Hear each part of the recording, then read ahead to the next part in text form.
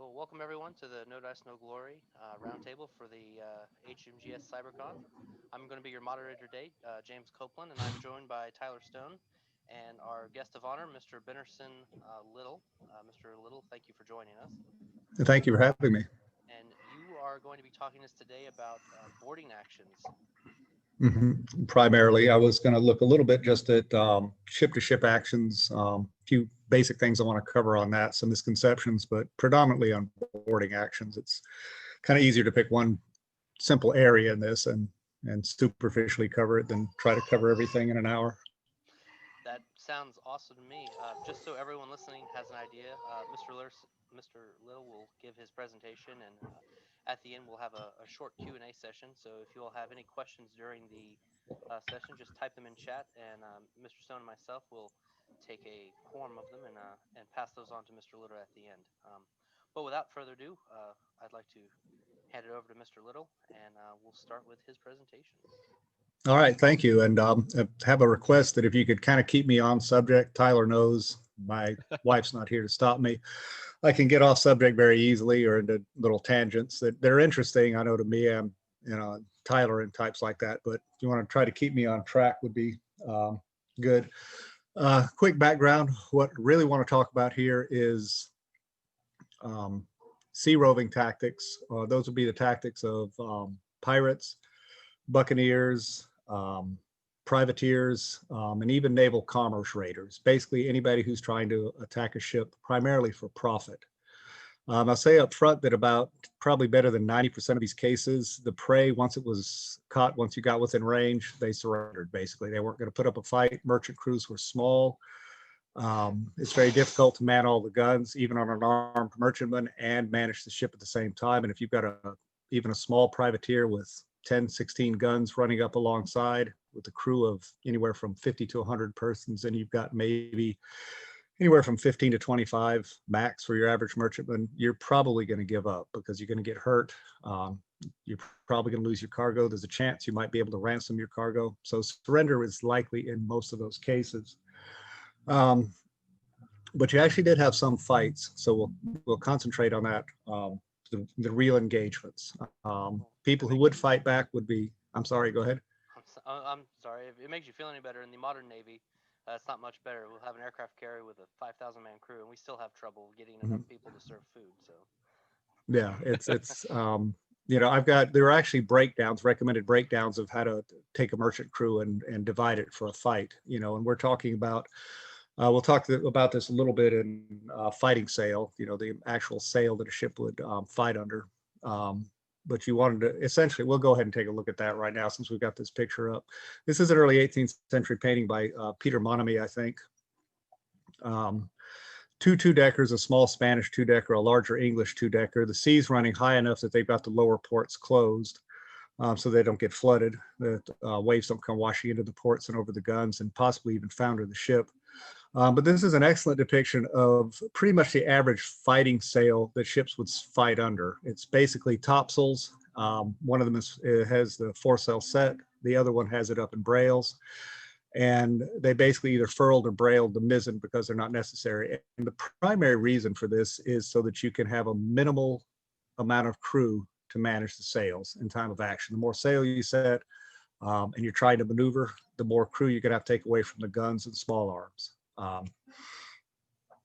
And again, I'm not even sure how I got off on this tangent this early, but looking at this, we'll start taking a quick look at chasing. The first thing you did, if you're a cruiser, and that was a term, it literally in the late 17th, early 18th century for a ship that was seeking the enemy, particularly one that was seeking prey, a cruiser or a seeker. They're out looking, they're hunting, a hunter would be another good word for it, but I don't really see that word used in the literature of the period. First thing you did if you spotted a sail, the rule was you chased everything. You want to run it down, find out what it is. If it's a warship, you're probably going to turn away and run unless you're a man of war, in which case your duty requires you to engage as long as you have a reasonable possibility of victory. But you're going to try to chase the vessel, run it down, see what it is. An easy way to find out if you were faster or not than the chase by the way, it's confusing terms, the chase and the chaser. The first time I wrote the passage for the draft of Sea Rovers practice, it was so confusing. The editor made me completely rewrite it. You get confused between who's chase and chasing and chase and chaser. But anyway, the chase is the ship being chased. The chaser is obviously the ship chasing. So what you could do is get on the same point of sail that the chase is, basically sail in the same direction and put your vessel under the same amount of sail, assuming these were 3-mast ships. And if you started gaining, you knew you were quicker, and that you would probably have success. The prey wants to, or the chase wants to prolong the chase. Like I said, this is why I had to rewrite it. You hear the word chase a lot. If at all possible, until darkness, because you got a better chance of getting away under cover of darkness. And these chases could take hours or even days sometimes, even though darkness might be the best way to get away. If you had a full moon out or a good partial moon, just like in military operations, you take a look at the moon. Full moon can be really bad for some operations. Same thing, you might not be able to escape because it's just too bright at night. What's the next image we got? Once that's up, I'm not going to do too much in explaining it. These are various ways. This is from a late 17th century French document. These are various ways to chase from the windward. In other words, the vessel you're chasing is to the leeward. Basically, you've got the wind at your back and you're sailing down upon your enemy. And these are just a few different ways. I won't take time to explain them here because it would take a while. But basically, all you're doing is what they used to call stand to the forefoot. You're going to pick a good angle that looks like you're going to intersect the enemy ship. I almost thought about, by the way, having firelock oak and iron ships and pulling them up like I was an Airedale or pilot. I know the Navy guy knows that term Airedale, and I wasn't quite sure how that would work out, ships in the air. But anyway, this is a chase from the windward, which is one of the easiest chase. Now, this is the chase from the leeward or against the wind. It's easier to escape to the windward, to the lee, to the windward, by the way. So this is actually one of the preferred chases. So that if you're a privateer, you're chasing toward the wind, basically. And if you find out that your enemy is a large vessel, you can turn around and escape on the wind, on a bowline against the wind. That's just a lot easier than running downwind.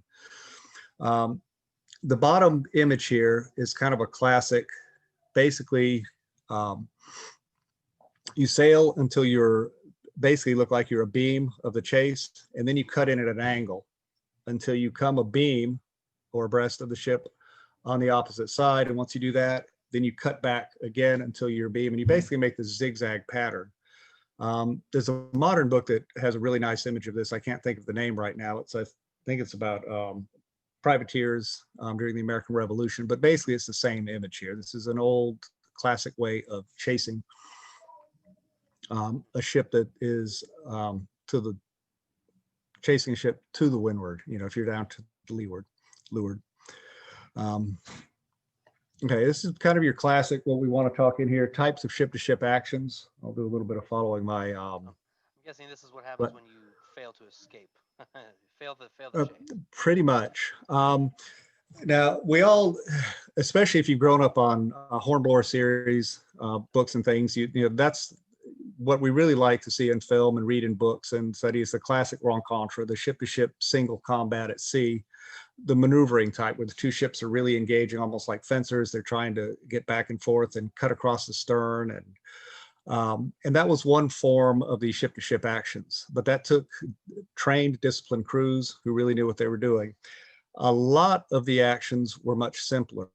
They basically were either running fights in which one was trying to escape, the other ship coming up alongside. These fights might take several hours. If you find Bartholomew Roberts, the pirate, he and his consort were both taken this way. They basically saw, oh crap, it's a man of war, we got to run. And the man of war said, yeah, well, this is what we do for a living, and just basically would shoot up, get up on their quarter, their stern quarter, veer away, bring their broadside to bear, and just start shooting at the ship. Now, one of the downsides to a chase is that made them so long is because every time that you shoot up on that quarter, to bring your guns to bear, you've got to turn away a bit. So you start losing way. And also, even if you're firing chase guns, also that would stop your way a little bit. So the fire the turn away, start losing way, fire the broadside. And losing way just means you're losing a little bit of speed. Fire another broadside, and then you've got to catch the wind again, come back up and do it. So this could take quite a while against a running ship. A lot of fights ended up just like this image right here. This is Anson taking the Manila galleon, period piece. It's probably very accurate.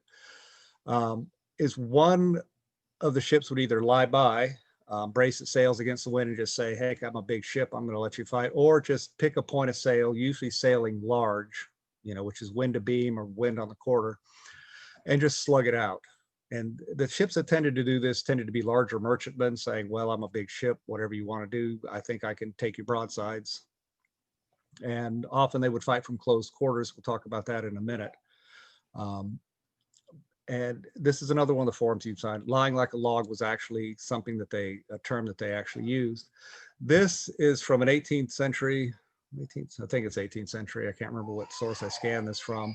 But when you have a ship that is basically lying like a log, as they called it, or lying by, we're going to start from right to left on this, going 1, 2, 3, 4.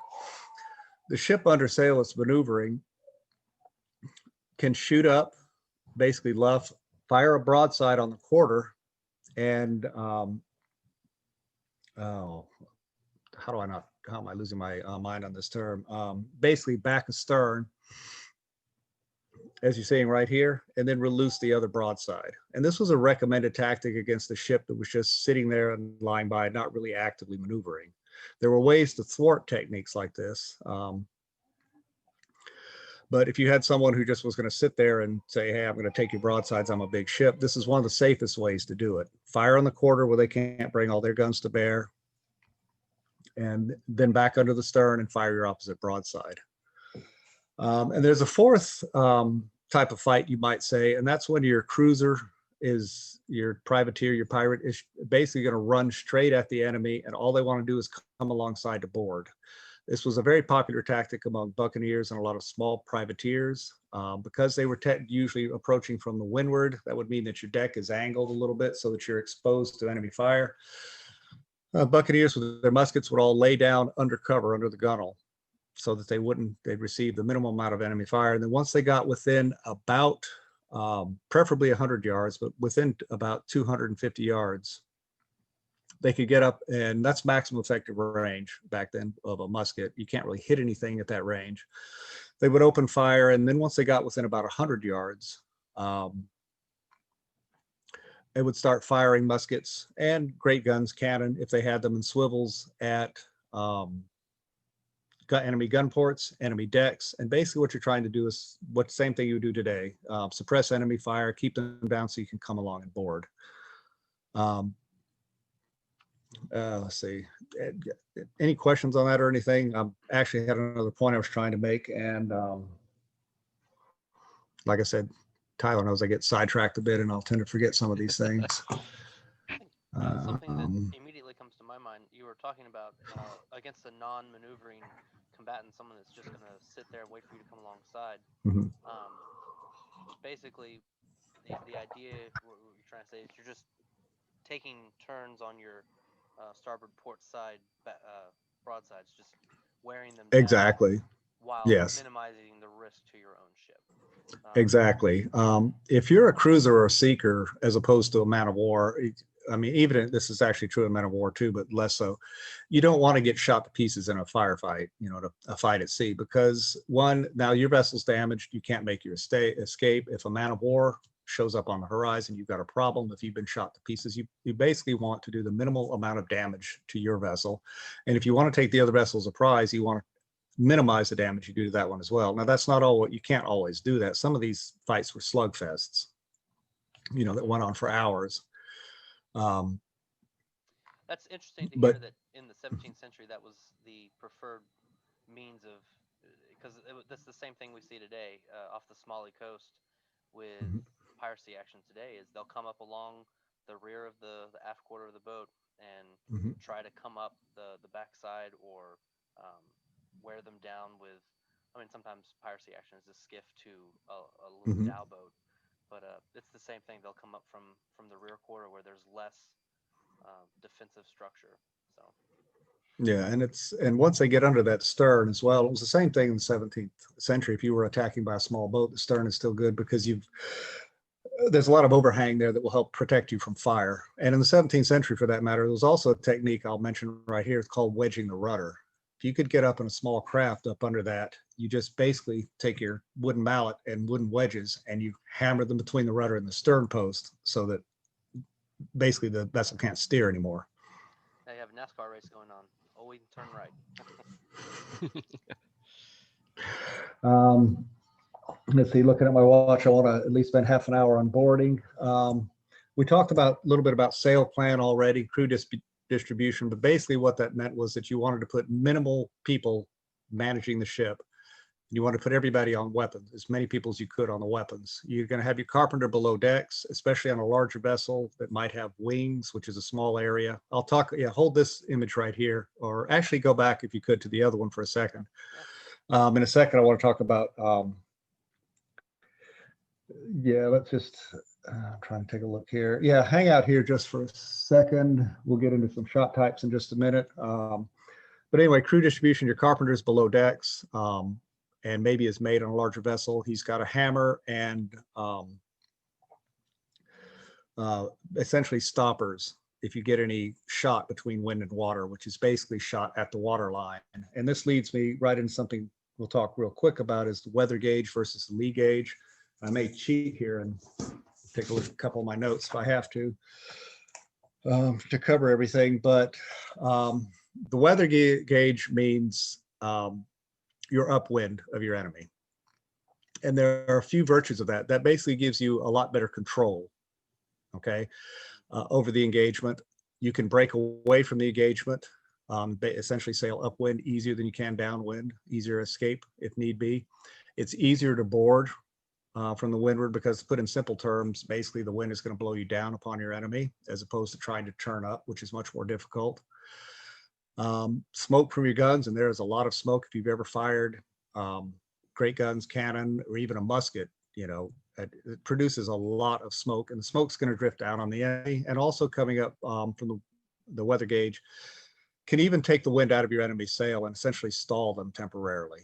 Okay, so there's a lot of virtues for the weather gauge. It makes it, however, fighting from the weather gauge makes it harder to hit the enemy's rigging if that's what you're interested in. And you'll find that there are some privateers. I see a lot of French privateers that like fighting from the lee gauge for a couple of reasons. Because by being downwind, I don't know if this will show up or not. Let's see if I can, sorry, my screen's flickering for some reason. Let's say that if I have right here, if we have the weather gauge, no, sorry, the other way around. No, I'm losing my mind this morning. Weather gauge right here is going to give you a heel, just about like this. Okay, so it's going to expose this vessel's decks along the waterline, making it a bit more vulnerable. But these guys are going to have more protection than these guys. Okay, so from the lee gauge, you can actually fire into the rigging easier, and you've got more protection for your crew. And that's one of the reasons you see a lot of privateers preferring the lee gauge. They get better protection for the crews. They can hit the rigging just and get damage to the ship without doing too much damage to the hull. Also, one of the important things to remember is a lot of privateers, these smaller and pirate vessels, they're very lightly built. They're not going to take a big beating, and they've only really got smaller guns. A lot of times your Saker, which is a 5¼ pounder, 6-pounder, about the biggest guns you have on these ships. You're really not going to do a lot of hull damage except to other small vessels. If you've got a stout merchantman, your Saker 6-pounder might do some damage to the hull. Your little 3 and 4 pounders, they're basically good for shooting at rigging and shooting at men. They're not going to do a lot of damage to the ship. So anyway, there were some pretty good reasons for taking the lee gauge as well. Carriages real quick, and this is just for you guys, anybody who's interested in the history and accuracy of these things. This is one of the Vasa carriages, but it's a pretty much typical Scandinavian English, everybody except Spain type of carriage in the first half of the century and through much of the 17th century. I want to point out one thing, that it is called a bed carriage. Okay, You see, if you look at the bottom there, there's a solid piece of wood that the sides are mounted on. What you unfortunately see in a lot of Hollywood films and even a lot of models is the later 18th century carriage, which really didn't show up till about 1730 and really didn't become prevalent till the second half of it. And that's the carriages you see that have that large notch in the side. Basically, they've gotten rid of the bed and they're using two very large axles and mounting the sides on it. So anyway, if you want to be accurate through the oak and iron period and the blood and plunder period that we're, at least as far as Firelock Games has gone, this is the type of carriage you want. There'll be some differences in the types of rings and attachments, but basically this is the same type carriage. Next image, and I only wanted to bring this up just as, again, for historians. This was a Spanish tile gun carriage used on all Spanish ships till about 1650. After 1650, they started going to the four-truck, four-wheeled carriage like we just saw on their men of war, and merchantmen started picking it up. But even in the 1680s and 1690s, there was a very small subset of Spanish galleons, a very conservative institution that was running the true Spanish galleons, which are really only a handful by this time of treasure ships, were still mounting these things in the 1680s, 1690s. So if you're going to rig one of your vessels as a treasure ship, up through the end of the 17th century, you might want to put this kind of carriage on them. And Firelock, Mike and Tunez and I have actually talked about making some of these just because, you know, you got to have them. It's probably the carriage they also used on Spanish fortifications. Same thing. It's kind of a short, stumpy field carriage. So anyway, I just wanted to get that out of there. It's one of those little things we run across. Wanted to talk about types of shot and their use real quick. Again, Firelock and I have been talking about this a lot for the upcoming book. Your round shot, your round solid iron cannonball, which at sea was called a round shot, is your standard type of shot used in most cannon. There were a few other types of shot used though. Most vessels, even the smallest merchantmen, would carry about 3 different types of shot. Most of them were the round shot, the cannonball. They would also carry some kind of anti-rigging shot, and the solid anti-rigging double head shot like this were most common. And there's a whole lot of varieties of them. You could have them with the solid round cannonball on each end. Sometimes it's with a half round at each end, or as you see here, it's basically just a little flat round put on each end. And they would also have some kind of canister shot. Yeah, hold this image here for a minute if you can. So I want to talk about this shot at the top. It's an important kind of shot that a lot of people don't know about. Where was I? Oh, but anyway, your basic armament for most vessels across all nationalities was a lot of round shot, some kind of anti-rigging shot, chain shot, which had a chain link between the two ends. The English pretty much quit using that in the 17th century and the 18th century. Spanish and French still carried a few, but most vessels of all nationalities would have usually some kind of anti-rigging shot like this, your round shot, and then also some kind of anti-personnel shot, which could be as simple as a canvas bag stuffed with scrap iron or musket balls or anything you could stuff in there, even stone if you had nothing else. Or they would use canister shot, wooden canisters, or even made out of tin at times. Very effective anti-personnel.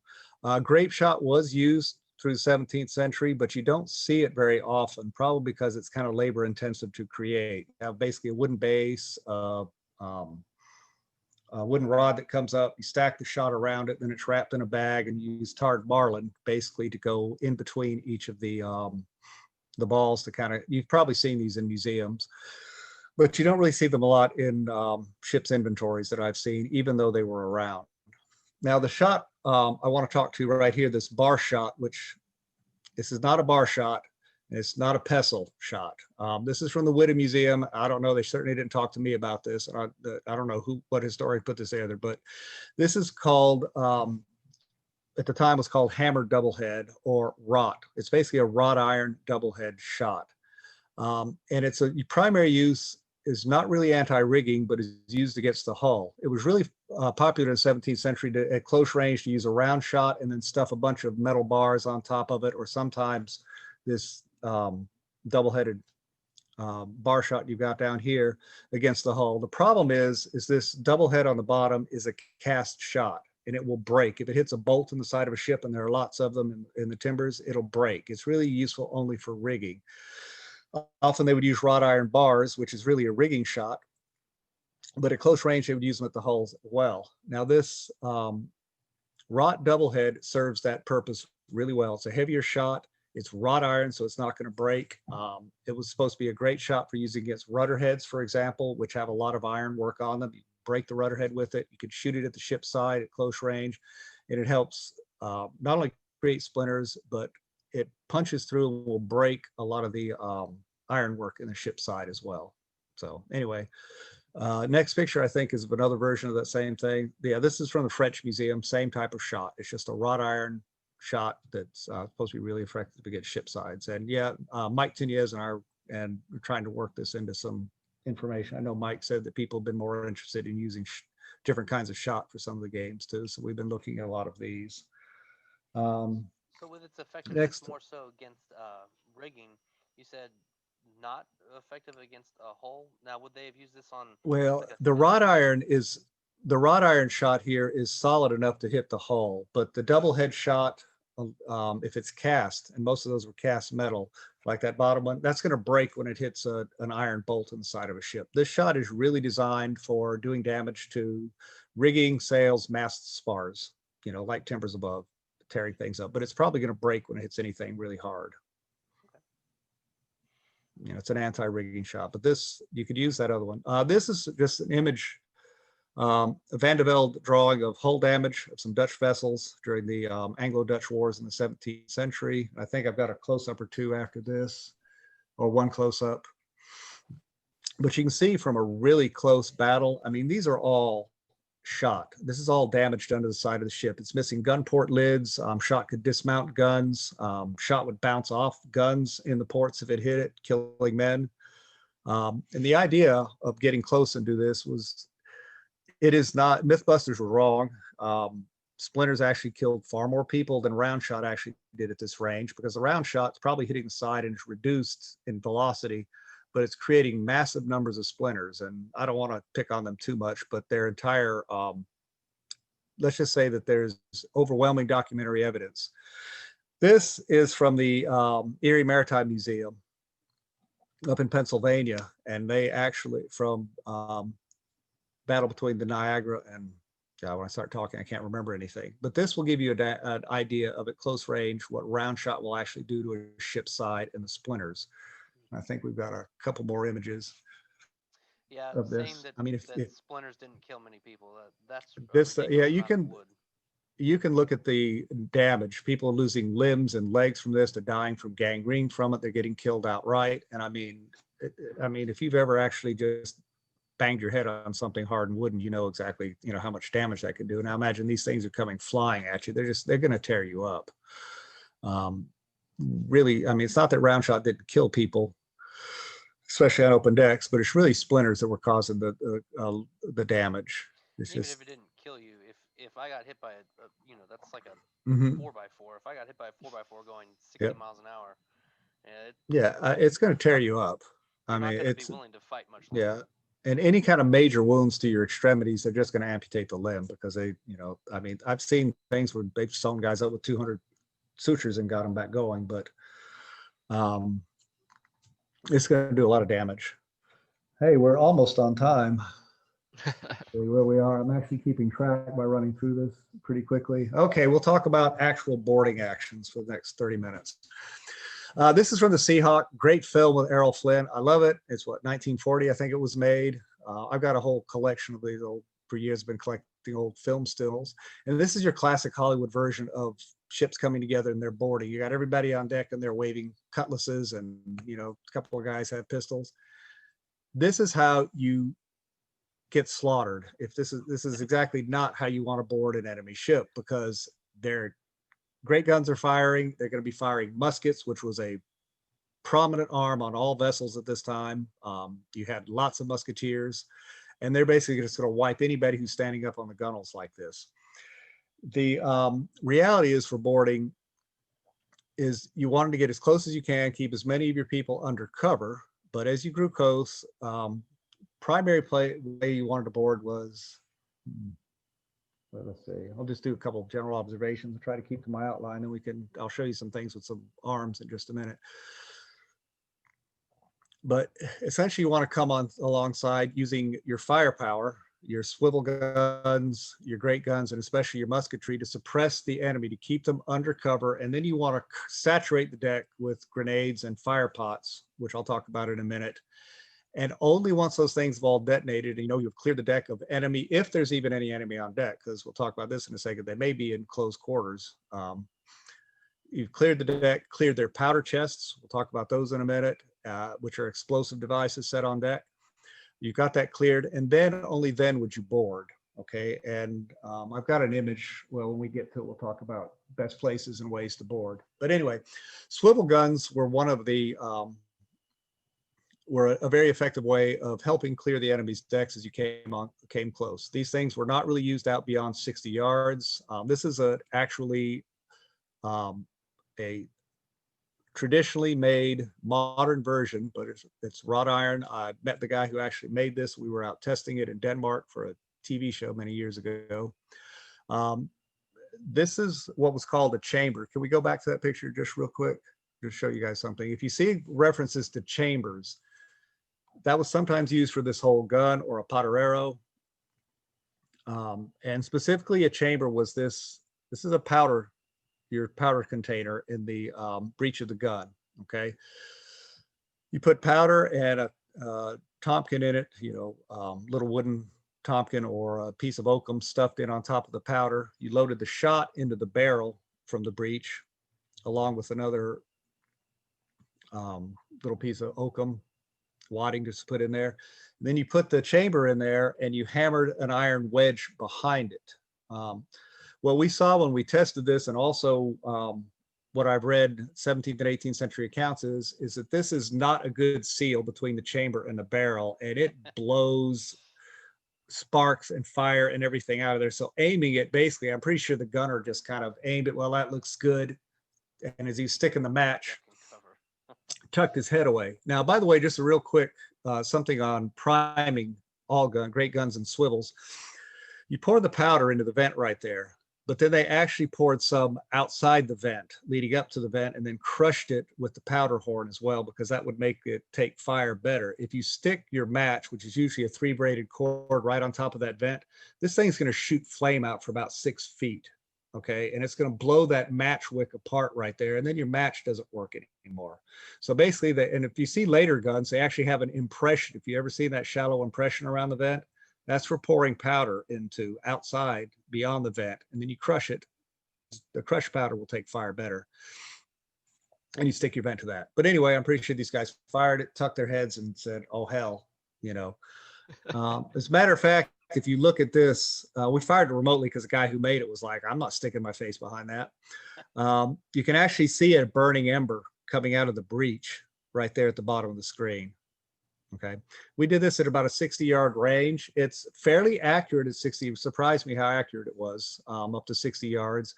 It shoots about a 6-foot pattern of small shot at this range too. And anything beyond that, you're going to lose too much velocity. And this is what we also found in some of the documents from late 17th, early 18th century. 60, 65 yards was what you're wasting your shot if you shoot out from beyond that range.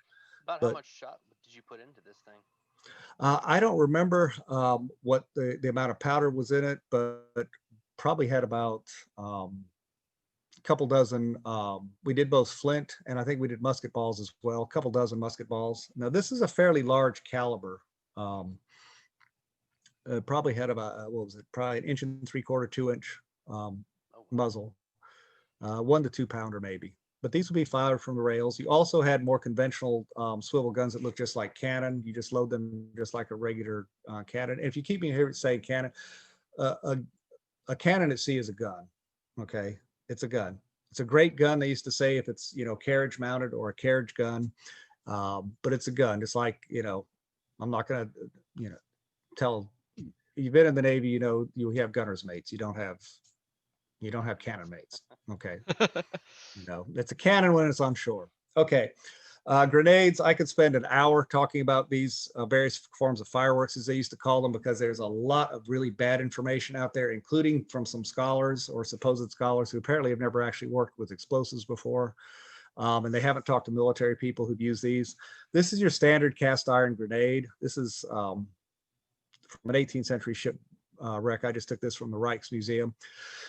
But essentially it's filled with black powder, and you have a wooden fuse, or in this case, it's actually looks like it's been wrapped outside, probably to seal the fuse, get a tight seal going into the grenade. But it's basically got a wooden tube, and they would use a specific powder mixture and actually time it.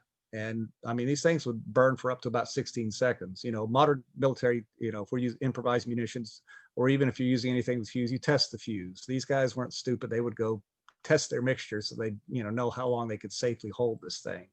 Okay, these things did not cause a lot of damage. The fire and flame from the exploding powder was probably more dangerous and did more damage. I know there's been a few tests run on these. They do throw frag, but it's really only effective, 10, 15, 20 feet. You basically want to be standing on top of it to really get killed by the fragmentation.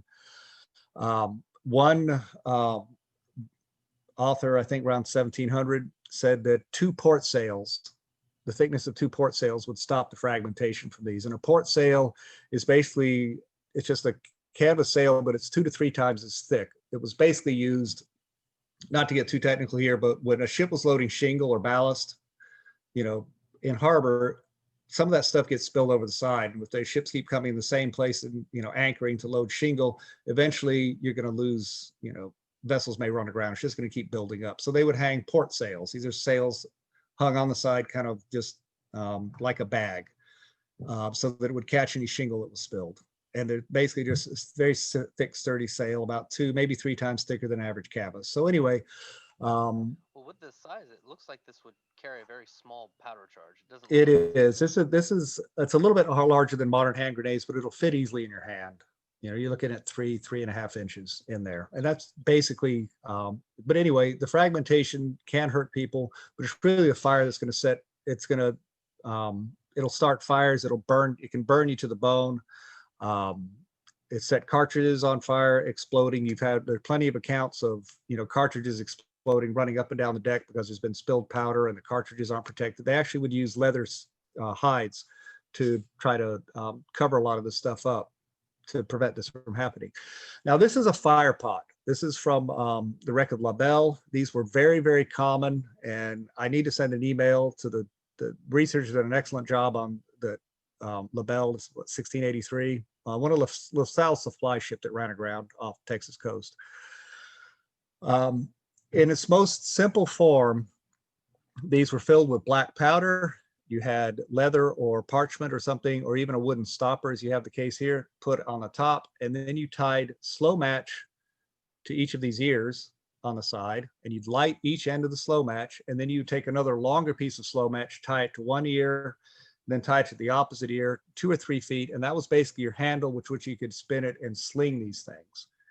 These were designed primarily to break, and the slow match, when they broke, would fire the powder. Okay, and there's a lot of flame and fire that comes out of these things. Now, this, by the way, is a different kind of fire pot. I'll talk about in just a second.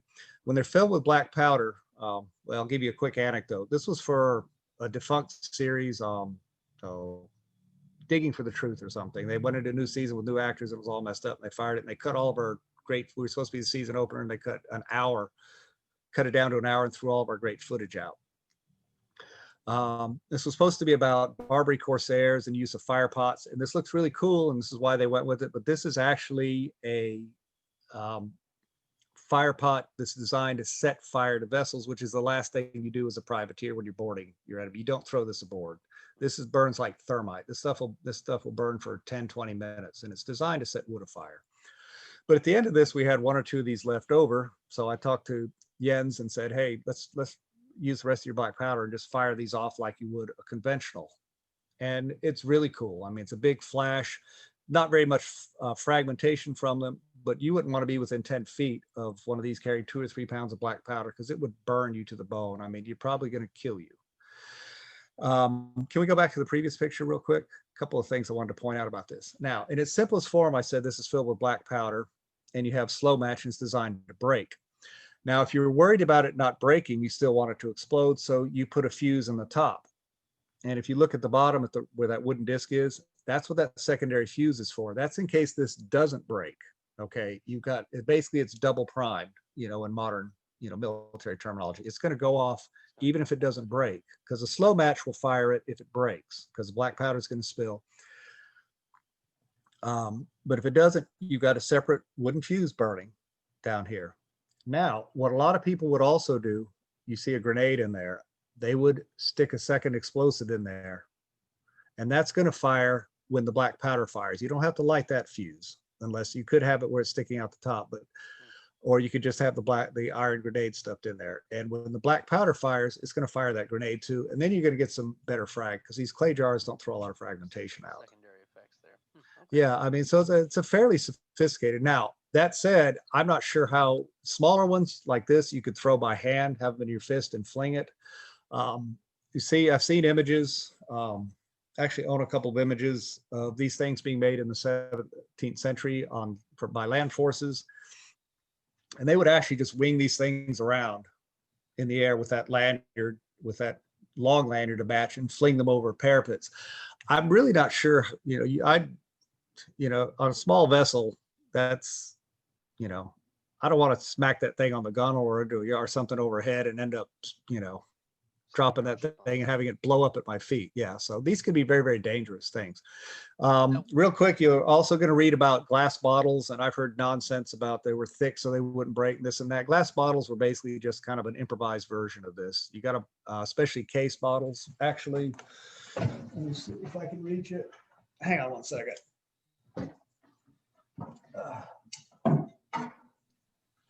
I used to keep gin in this. It's empty right now, but this is a replica case bottle. You can see that it's a square bottle. These were very commonly used for improvised fire pots aboard ship. Okay. Another purpose. I'm sorry. Go ahead. What? When coming alongside a vessel, obviously the idea was to take the vessel. If a privateer is coming alongside, they're wanting to take. Now, obviously, you have to clear the deck. You want to put the enemy down. Were fire pots and grenades, were these common items? Very, very, very common. And there doesn't seem to be a lot of problems with setting ships afire. The other one I showed you, that thermite type fire pot, that's the last thing you want to use when you're boarding a ship, because you might actually set the ship afire. But so you're throwing all these grenades and things. One of the things they're trying to do is not only suppress the enemy, injure the enemy, kill the enemy, but there were things called powder chests that a merchantman especially would mount on their deck. From the few accounts that actually have listed number of powder chests they had, it seems to be about 7, 8 would be carried. They would put some often on the quarter deck or poop deck, some on the forecastle, and maybe 1 or 2 on the main chains. And now a powder chest, basically just think of a board about, maybe 12 by 18 inches, 18 by 24 inches. And then you're going to put a little teepee on top of it, small, shallow teepee. And in that, you're going to put just a gun cartridge, a canvas or paper cartridge filled with powder, and you're going to put a fuse into it. And then on the side of that, on sides here, you're going to stack a bunch of frag, just metal scraps, pistol balls and bags, whatever. And then it's covered with an angled top. Kind of looks like a roof, and then it's like you're putting a second roof on top of it. You nail that down, and these were nailed down usually with leaden stripping, just soft stripping that they would uncoil, and they nail the bases down and just leave them for the duration of a cruise. And in time of action, you go put these tops on it. And you could either have a fuse run across deck, but more commonly they would actually, and I know I've met some historians that say they would never put nails in deck. Well, we've got plenty of historical accounts of them doing it, but also drilling a hole up so that you could take a pistol without a ball and just stick it up through the deck and fire this thing to blow it up as your boarders came in, and you would basically fire this little explosive charge as boarders came in to burn them. So part of what you're trying to do is also destroy these chests. There's a Jean-Baptiste Labat, a French priest who was a close observer in the late 17th, early 18th century of buccaneers and French privateers, and even participated sometimes. He says that they would run aboard and just fire their pistols once or twice into these powder chests. I have not yet figured out how that would, break it up unless they happen to fire the chest from a few feet away. It's probably not how I'd want to do it, but I haven't really tested it. Um,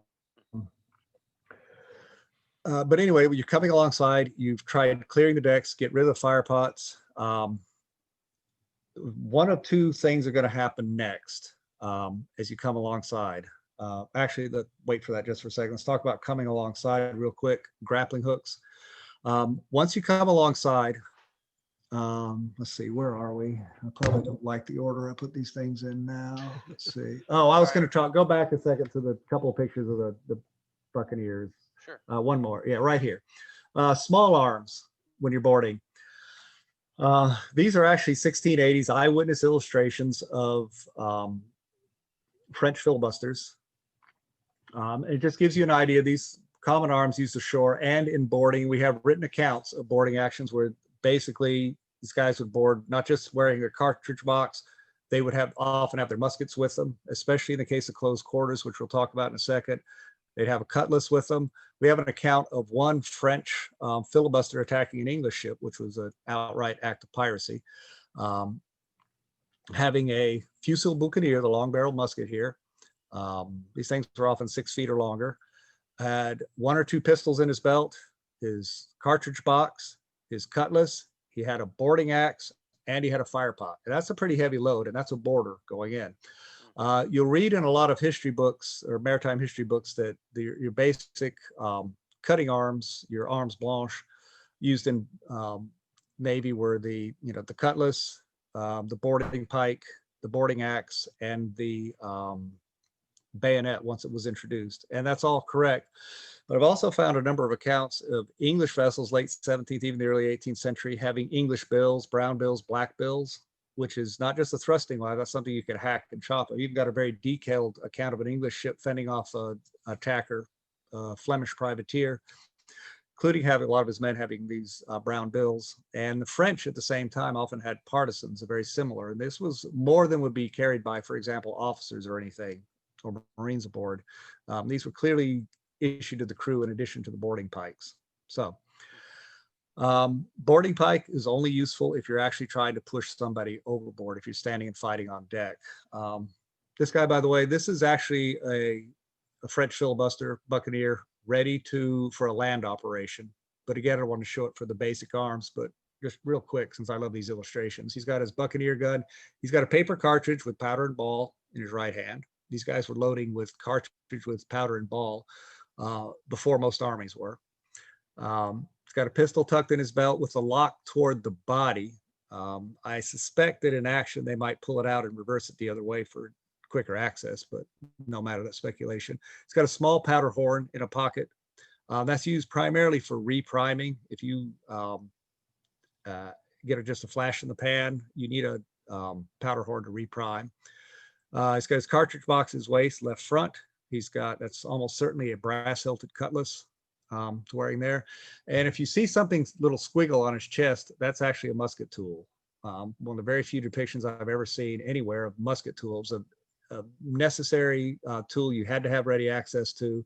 It usually had a turn screw, a screwdriver on it. Like if your flint were loose, you usually had a small hammer on it that you could get a few more shots out of your flint by, whacking on the edge of the flint to sharpen it back up in action.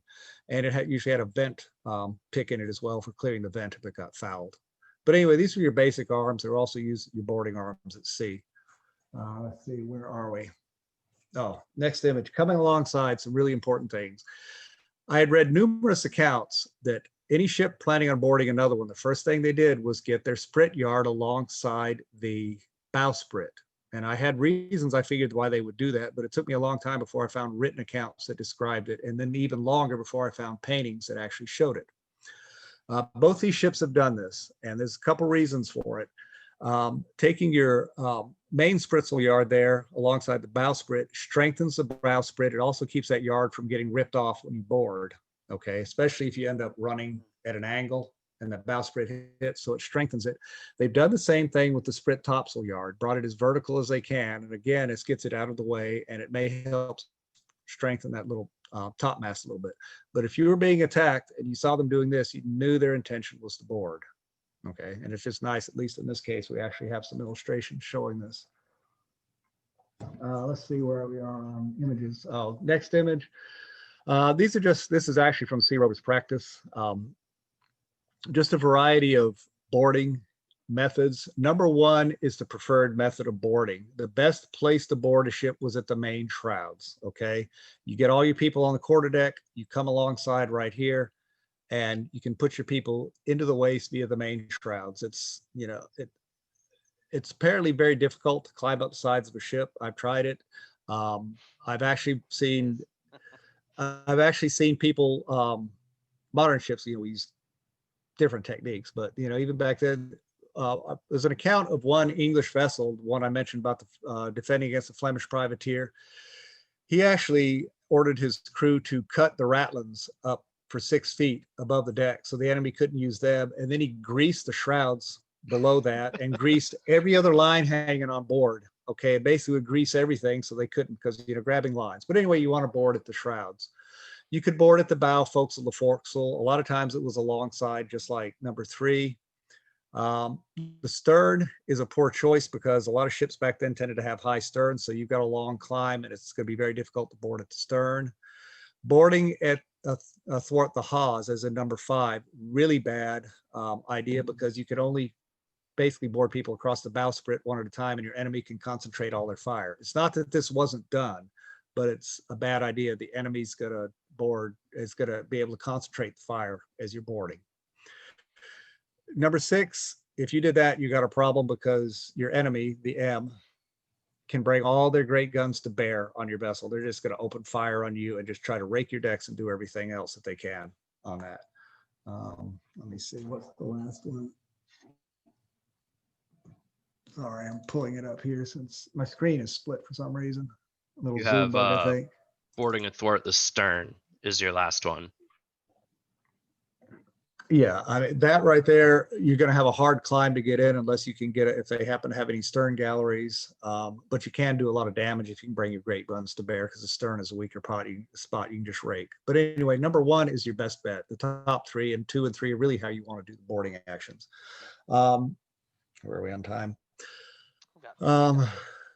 This is a much later privateer, French privateer attacking an English man of war, very famous, the Bayonets, a very famous French action. It's been a number of paintings made of it because it was a very popular, very famous boarding action at the time, which will give you sort of an idea of how boardings were done. But I want to point out the grappling hook. Okay. Ships really only carried 2 or 3 hand hooks, which were 18 to 24 inches long. It's not like Assassin's Creed Black Sails, and they're flinging these things, 50, grappling hooks. They really only carried 2 or 3, and they would the idea was to throw them into the shrouds. Okay. And I'll talk about something in a second. This one actually has not been thrown from the deck. This one's actually been dropped from the yard. We'll talk about that in just a second. But you want to sling this as high up into the shrouds you can, because you can basically shoot down, and the shrouds are really stout, they're really sturdy. And if you can haul in the shrouds, you're going to bring yourself to the enemy ship. And anybody who climbs up and tries to cut the grappling hook away is going to be exposed to fire. And often they would have a 6-foot length of chain, about a good fathom, between the hook and the line, so that anybody who could reach it with a cutlass or something wouldn't be able to cut it down. Okay. Sometimes you would have these things attached to the yard arm. Let's see, what's our next picture?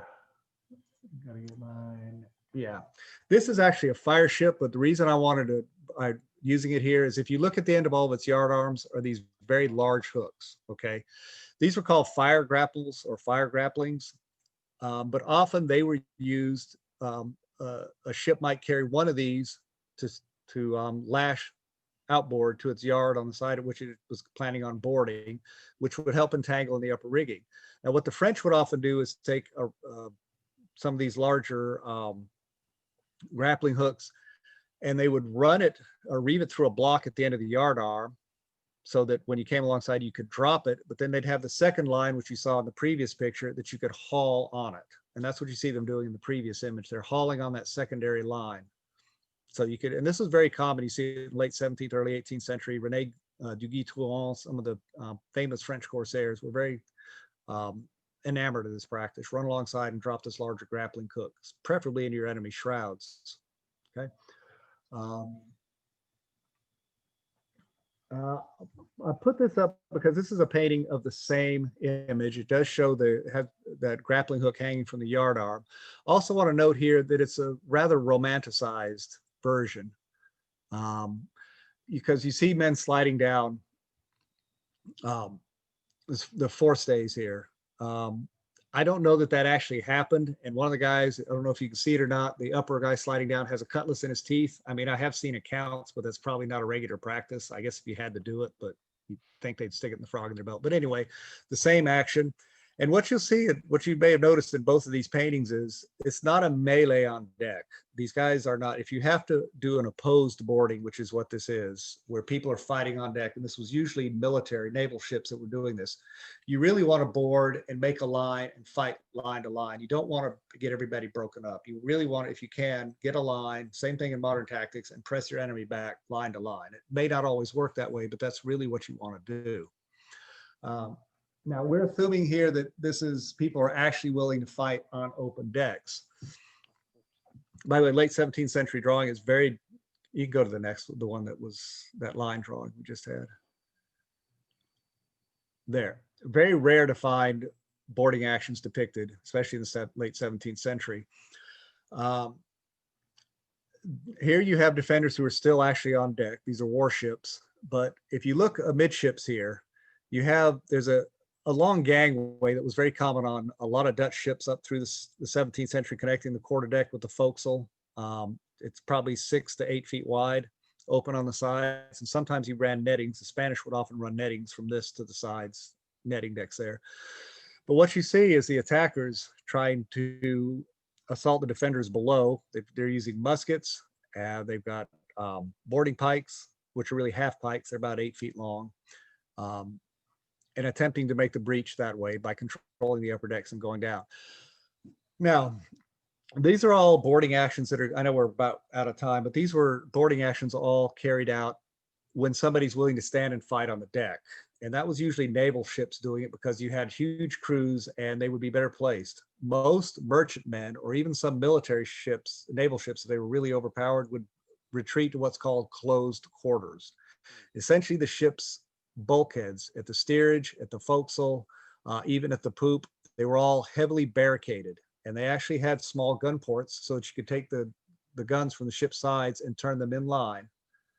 And they have loopholes in these bulkheads as well. And basically you batten the ship down. You could even sail the ship batten down like this. And you basically say, hey, come and board. Good luck. We're going to slaughter you as you get in the deck. So from these closed quarters, they would fire into the open decks. And sometimes it would take 2 or 3 hours to carry a ship like this. And there's plenty of accounts of merchantmen that managed to defeat the enemy. They never could quite breach these closed quarters. And this is where the famous boarding axe comes into play, and the fire pots and the grenades. This is their second most important purpose. Boarding axe does not take its name because you stuck it in the ship's side and tried to stand on it. Okay, that's utter nonsense. Its primary purpose was in boarding actions. Your enemy's in close quarters, so what do you want to do? You want to try to suppress their fire and take your iron crows that you use to raise and elevate the breech of your cannon with, and boarding axes, and chop holes in decks, prise up boards, and then flood them below decks with fire pots and hand grenades, because they blow up and that smoke will choke you out fast. I mean, and that you don't have to go below decks and fight like you do in a video game. You just make holes in it, chuck in all these explosives, and pretty much flush everybody out. I know Master and Commander looks awesome, but that's really a rare case where you'd be actually trying to fight below decks. You know, you'd be better off just controlling the upper decks. And even in Master and Commander, they did a really good job of showing how much smoke. I mean, at the end, yeah, you couldn't even see who you were fighting. Yeah, and that's I know, but Hollywood has its own, they've got to tell a story, and they want to make it look cool. And oh, by the way, I talked to one of the fight directors who was on that film. Sailors run around barefoot. He said they had about 6 broken toes filming that scene. He said, you're going to break your toes running around doing that, with all that stuff running around. But anyway, close quarters versus open fight. What other images? I know we're about out of We have a few time. more images of broadsides here. Yeah, this is another one that's if I a little can, bit of combat. Yeah. Yeah, so we actually have an extra half an hour for this if you would like to continue.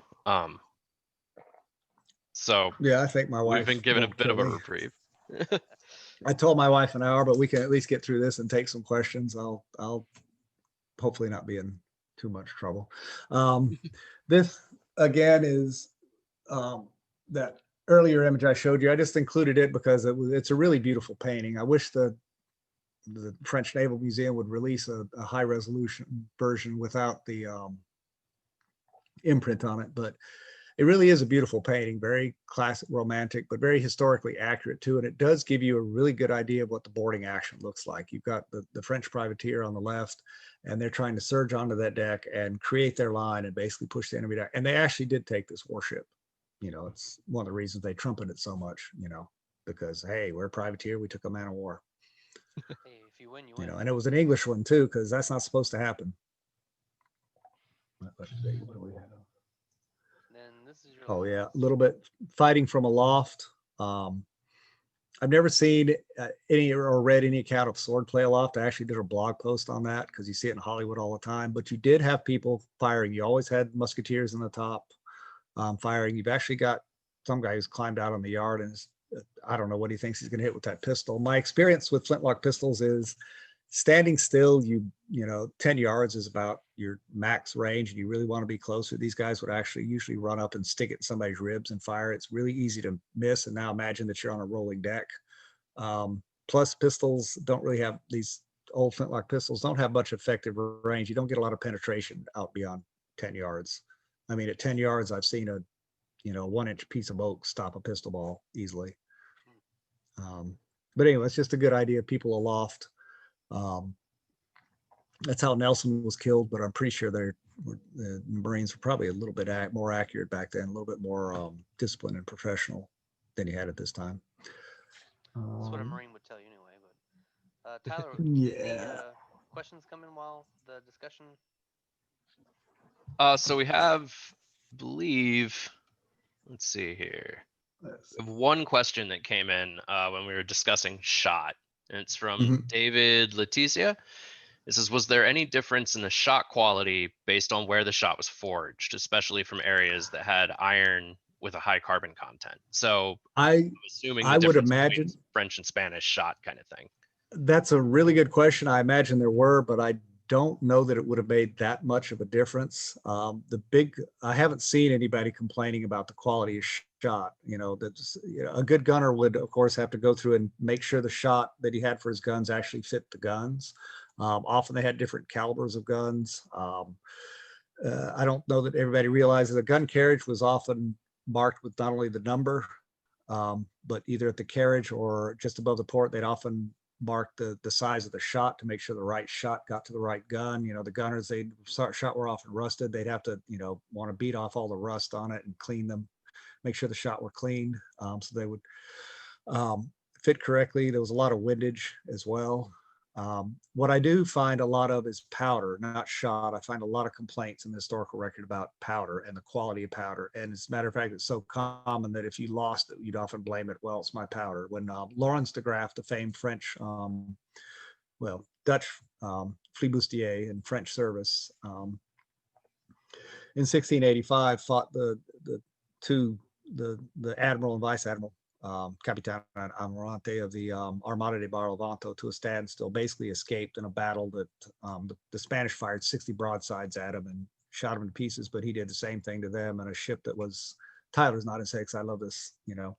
Basically, they had him trapped after the sack of Campeche, Mexico. I actually found the records. De Graaf was in a captured Spanish slave ship, Dutch built.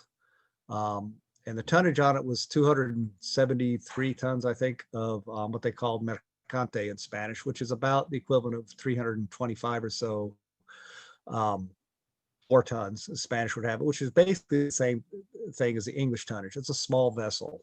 Well, not a small, but it's a medium small type vessel. It's not a big frigate sized vessel. And he might have carried 36 to 40 great guns max. Anything he had above that would have been small guns.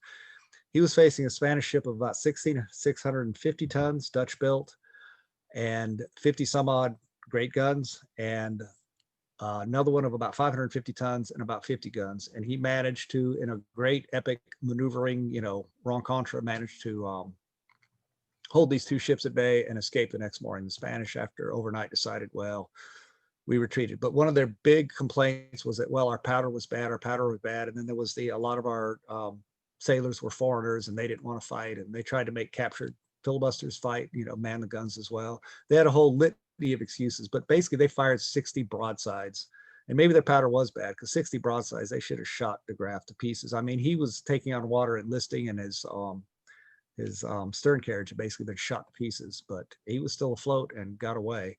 But anyway, on shot, you may be correct. There may be some differences, but some issues, but I really haven't run across that in the records at the time. It's powder is what everybody's complaining about, the quality of powder. And the quality of black powder back then was not nearly what it is today. If you fire black powder arms today, powder is probably twice as efficient, just because manufacturing methods. If you look from, let's say, 1650 up to the present, the loads for, let's just say a standard load in the same musket just gets smaller and smaller and smaller about every 20 to 50 years. You can just watch it get smaller. So if you have a replica Fusil Buccaneer like I do, don't go and load it based on 1680 recommendations, because you will probably blow the breech out of the gun.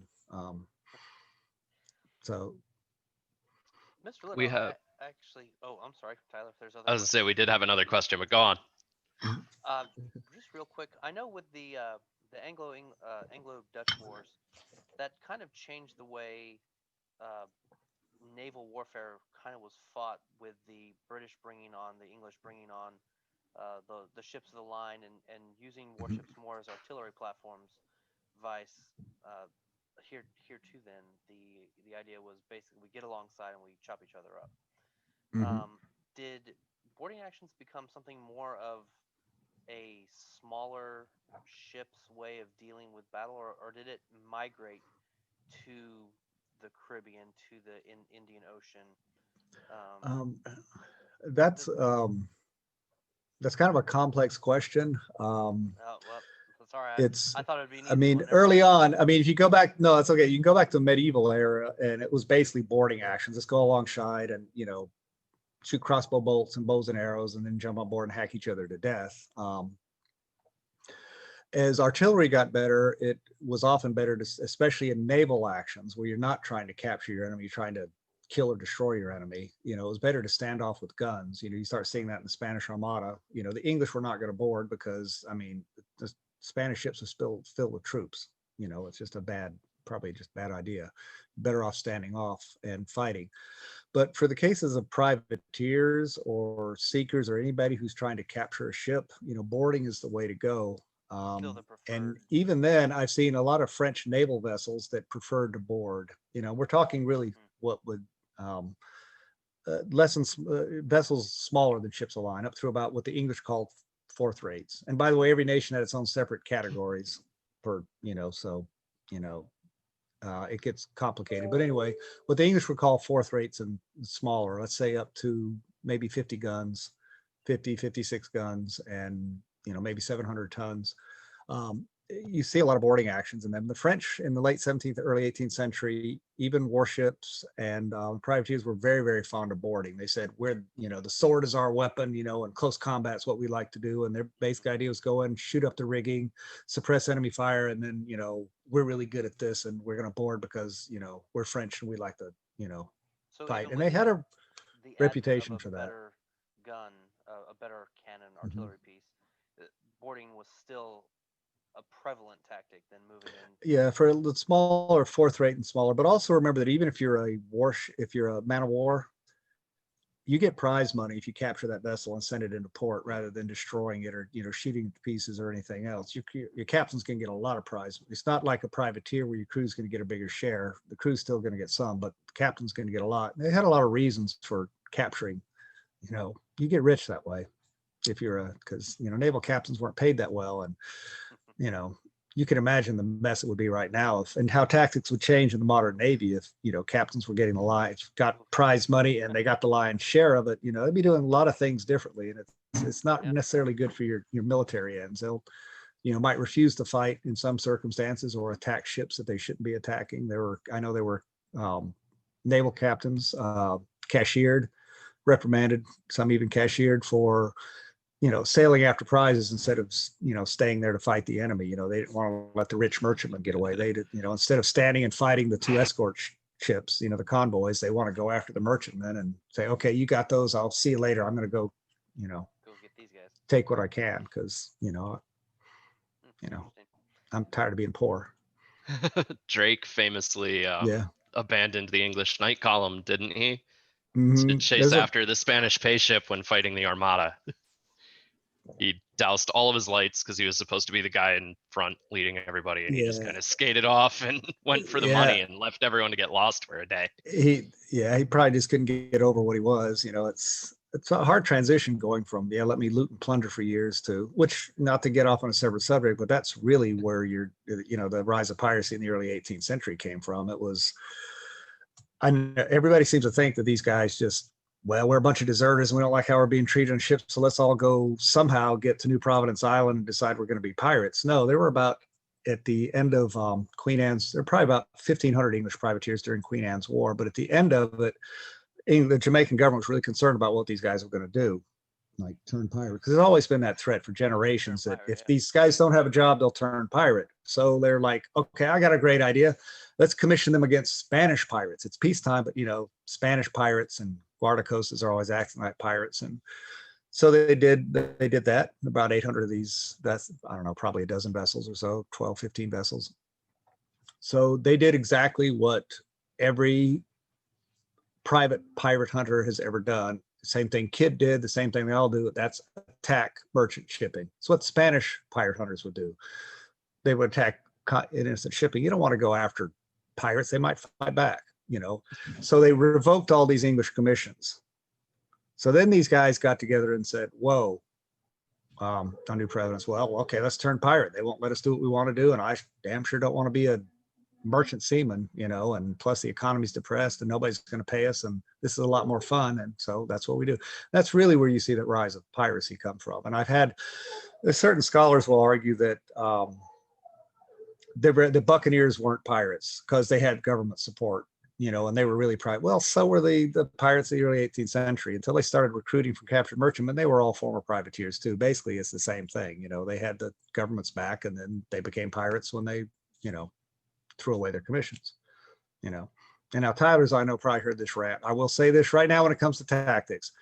Buccaneers, late 17th century, supreme tacticians at sea and ashore. Pirates, they're pretty much going to run from anything. In the early 18th century, they ran from everything. And I know people, I've even seen write reviews on my books going, this is not true. It can't be true. It's like, well, you show me where those pirates stood up and fought the English Navy, when, unless they had to, Like I said, Bartholomew Roberts, the running fight, his consort, the running fight. Blackbeard was running. The only reason he fought was he ran aground after, Maynard's small shot, cut some of his halyards and stuff, and he ran aground, And in their defense, you're not there to fight. You're there to make money, So I like to compare a lot of the early 18th century pirates. This will tick some people off too, to Somali pirates, Occasionally they did stupid things like engage naval vessels by accident. It was a really bad outcome, really, really bad outcome.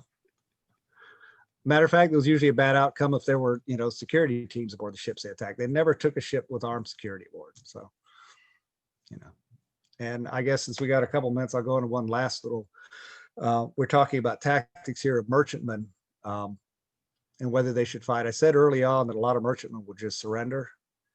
There were captains who excoriated that notion and said, you've got a stout ship, you've got, run straight at them and fight back. You've got a nice bluff bow. That's going to, their shot's not going to do anything. It's going to bounce off, your curved bow. You got a stout ship. One captain even called a lot of privateers thin-sided tools. And his attitude was, I'll just run the guy down. I'll just run right into him and I'll, basically, bust his timbers and founder him. And you do find actions in which merchant ships actually did repulse. I've got one of an English merchantman attacked by several French filibusters. And survived it all, went to close quarters and just let these guys board and just kept slaughtering them as they came aboard. There's a Spanish, it's a 400-ton flute, an Urca as they called it, and the Spanish have a bad reputation for not fighting, but this guy was 1676, was attacked by three, one English, I think, and two French filibusters.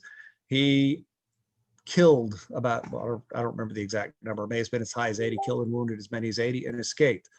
Made it, sorry, I got a cat crawling in here, made it to the Mediterranean and was attacked by 7 Barbary corsairs and managed to get away too. It really came down to, a captain willing to fight and how much discipline he could instill in his crew, how well trained he had a crew. But there are plenty of episodes of merchantmen actually escaping from or even just beating the hell out of pirates, privateers, even occasionally men of war. Hugo, go somewhere else. That's actually interesting you say that. I mean, especially with smaller pirates today, the will to fight is only as great as their will to succeed. And if merchants fight back, a lot of times, why would you? Mm-hmm. I'm not here to die. I'm here to make money, like you were saying. So Yeah, it really is a distinct, almost a profound difference between the Buccaneers, who had this sort of, they really considered themselves seamen and soldiers, and they were willing to fight and engage. Now that said, the Spanish often didn't put up as much of a fight as they should. They weren't as well armed. William Dampier pointed out that a lot of Spanish towns simply did not have the number of firearms that they really should have to adequately defend themselves. So it's a little bit easier if your enemy's not going to fight back as well. Spanish treasure ships or ships carrying payrolls and things were under strict orders not to fight, but to run and fight only if they were cornered. So you did. you do what you're told With, to do. So yeah, follow your orders. Which, there was one instance of a Spanish vessel carrier that de Graaf had captured carrying the payroll.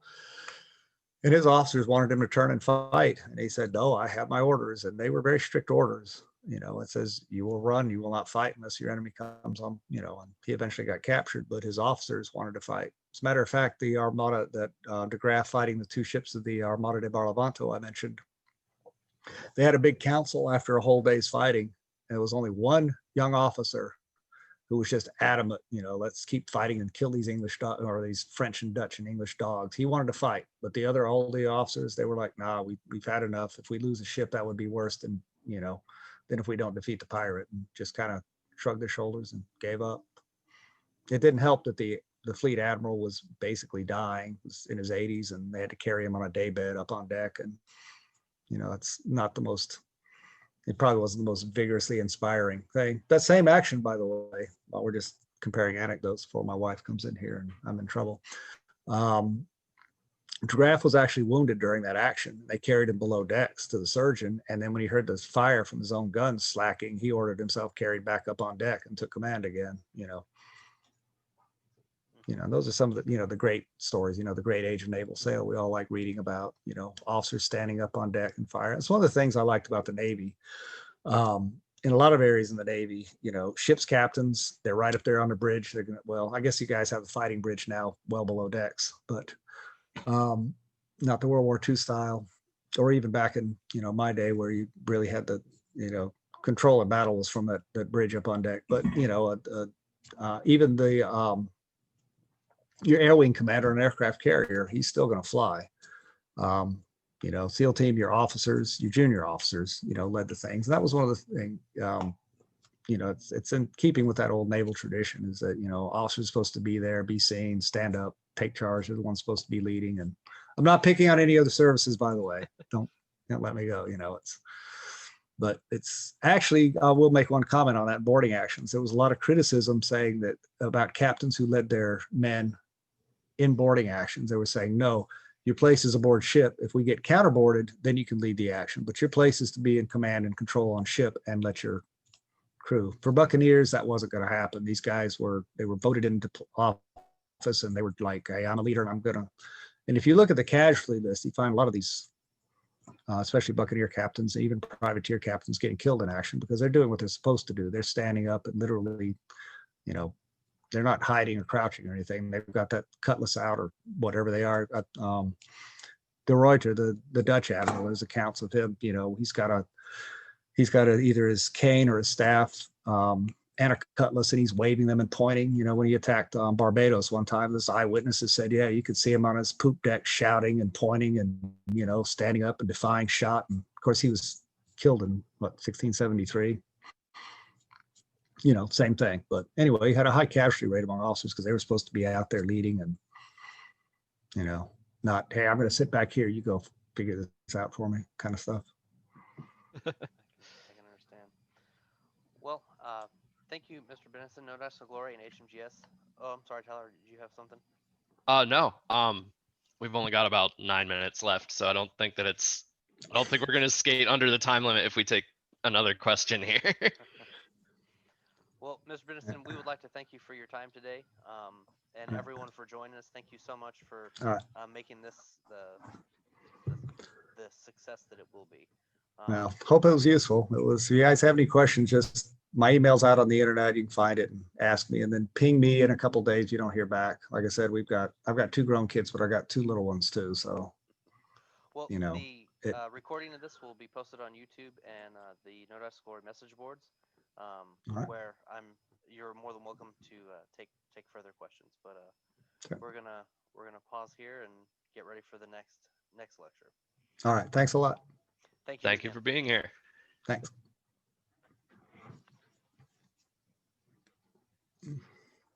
Oh, thanks. Yeah, thanks for stopping in. Oh, no problem. Let me go rescue my wife from the kids. Man, those 2 are in this stuff.